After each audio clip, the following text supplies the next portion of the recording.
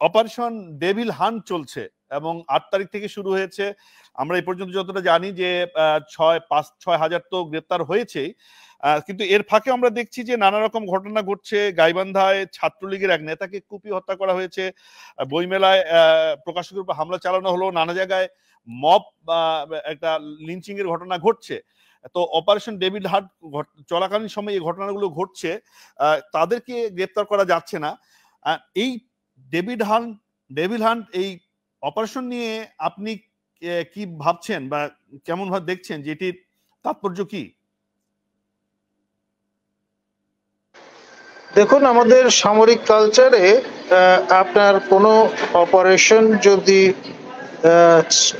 চিন্তা করা হয় কার্যকর করবার, তখন তাকে একটা গালভরার নাম দেওয়া হয়।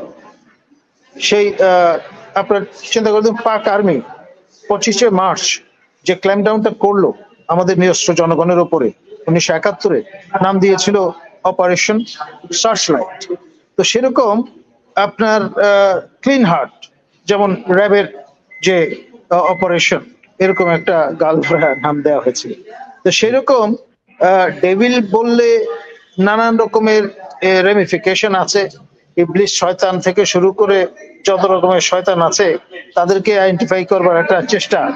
মনুষ্য সন্তান তো আগুনের তৈরি না, সুতরাং আপনার ডেভিল বলার কোনো যুক্তিকতা এখানে আছে কিনা বা বিবলিক্যাল কোনো ব্যাখ্যা হাজির করা যায় কিনা, যেহেতু ডেভিল কোরআনিক কনসেপ্ট নয়, তো সেই জন্য এটা নিয়ে নানান রকম হাস্যরসের অবতারণা হয়েছে বা ঘটেছে। সেটা হচ্ছে এই যে দিয়ে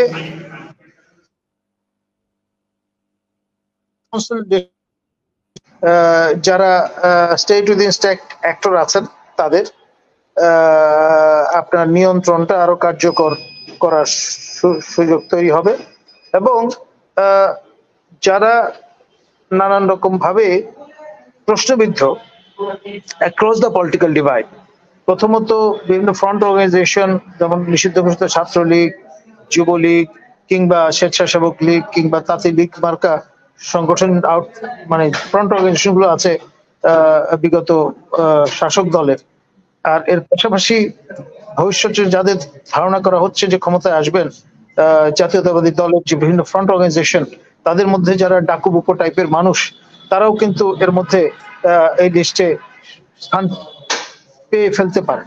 তো ভবিষ্যতে এর প্রক্রিয়ায় যেটা দাঁড়াবে, এক ধরনের -3 ফর্মুলার দিকে চলে যেতে পারে বিষয়টা, বা -4 বিরাজনীতিকরণের একটা ক্ষেত্র প্রস্তুত হয়ে যেতে পারে এর মধ্য দিয়ে।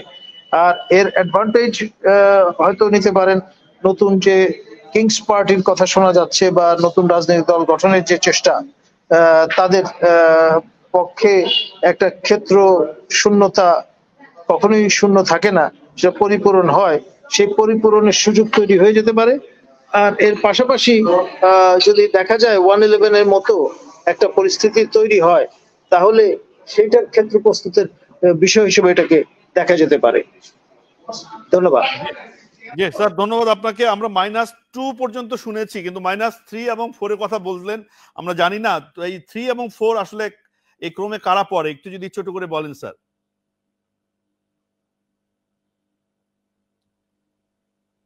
বাংলাদেশের প্রধান 4টি রাজনৈতিক দল সংসদীয় রাজনীতির বিবেচনায় যদি ধরেন, বাংলাদেশ আওয়ামী লীগ, বাংলাদেশ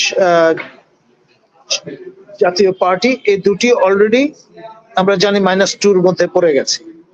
তৃতীয় হচ্ছে বাংলাদেশ জাতীয়তাবাদী দল, আর চতুর্থ হচ্ছে জামাতে ইসলামী বাংলাদেশ। এই 4টাই তো মেইনস্ট্রিম পলিটিক্যাল পার্টি। এখন এগুলো যদি নেগেটেড হয়ে যায় এবং তাতে বেনিফিটেড হওয়ার সম্ভাবনা কাদের? সম্ভাব্য নতুন যে রাজনৈতিক দল, স্বপ্নের রাজনৈতিক দল প্রফেসর ইউনূসের, সেই স্বপ্ন যদি বাস্তবায়িত হয়, তাহলে হয়তো বিষয়টা এইরকম একটা শেপ নিতে পারে। ধন্যবাদ। বাই হোম, কার দ্বারা নেগেটেড হবে এটা? দেখুন, ওই যে সম্ভাব্য যে স্বপ্নের রাজনৈতিক দল, যেটির স্বপ্ন দেখেছিলেন প্রফেসর ইউনূস গণফোরামের একটি আয়োজনে, তিনি তার এই প্রস্তাবনা হাজির করেছিলেন, সেই থেকে যদি টানেন, তিনি ইতিমধ্যে সমর্থন ব্যক্ত করেছেন, জানান দিয়েছেন যে বৈষম্য বিরোধী ছাত্র আন্দোলনের নেতৃবৃন্দ তারা দল গঠন করতে চান এবং সেই নিরিখে যারা সরকারে আছেন এই তিনজন উপদেষ্টা হয়তো দায়িত্ব ছেড়ে দিতে পারেন, তাদের জায়গায় নতুন তিনজন উপদেষ্টা নিয়োজিত হতে পারেন সমন্বয়কদের মধ্য থেকে। এই রকমের কথাবার্তা চিন্তা ভাবনা কিন্তু চলছে। কিন্তু স্যার এই সরকার তো অন্তর্বর্তীকালীন সময়ের জন্য এসছে এবং তাদের সামনে প্রধান দায়িত্ব হচ্ছে সংস্কারের পাশাপাশি একটা সুন্দর নির্বাচন করা, যে নির্বাচন গ্রহণযোগ্য হবে, নিরপেক্ষ হবে এবং সবার জন্য সেটি গ্রহণযোগ্য হবে। তাহলে যদি এমনই দিকে যায়, আপনি যদি বলছেন যে হতে পারে এই সিনারিওর দিকে যদি যায়, তাহলে তো আসলে সরকারের কমিটমেন্ট বা আমাদের যে অভ্যুত্থানের যে অ্যাসপিরেশন সেটি থেকে আমরা বিচ্যুত হব কিনা, জি সেটি আবার এক ধরনের সংকট তৈরি করবে কিনা। দেখুন, মির্জা ফখরুল মহাসচিব বাংলাদেশ জাতীয়তাবাদী দল, তিনি কিন্তু বলেছেন যে মানে সরকারের থেকে দল গঠনের চেষ্টা এবং সেটি কিন্তু নিরপেক্ষতা নিয়ে প্রশ্নবিদ্ধ করতে পারে এই অন্তর্বর্তী সরকারকে। এ ধরনের ইঙ্গিত তিনি প্রদান করেছেন এবং সেটা তারা মেনে নেবেন না, সেই কথাটাও সাফ সাফ জানান দিয়েছেন। তারপর থেকেই এই চিন্তা ভাবনা চলছে কখন তারা পদত্যাগ করেন তিনজন, কিন্তু তারাও তো আপনার একটা নির্দিষ্ট পরিকল্পনা নিয়ে আগাচ্ছেন ডেফিনেটলি। তো দেখা যাবে যে যারা নাম ভূমিকায় থাকবেন নতুন দলের, তারা হয়তো মন্ত্রিসভা থেকে পদত্যাগ করলেন, উপদেষ্টা পরিষদ থেকে পদত্যাগ করলেন, কিন্তু তাদের স্থলাভিষিক্ত হলেন যারা আলোচিত নন আপনার সমন্বয়ক হিসেবে, সেরকম ব্যক্তিবর্গ। তো ফলে বিষয়টা অনুধাবন করতে আমাদের হয়তো আরো সপ্তাহখানেক সময় ব্যয় করতে হবে।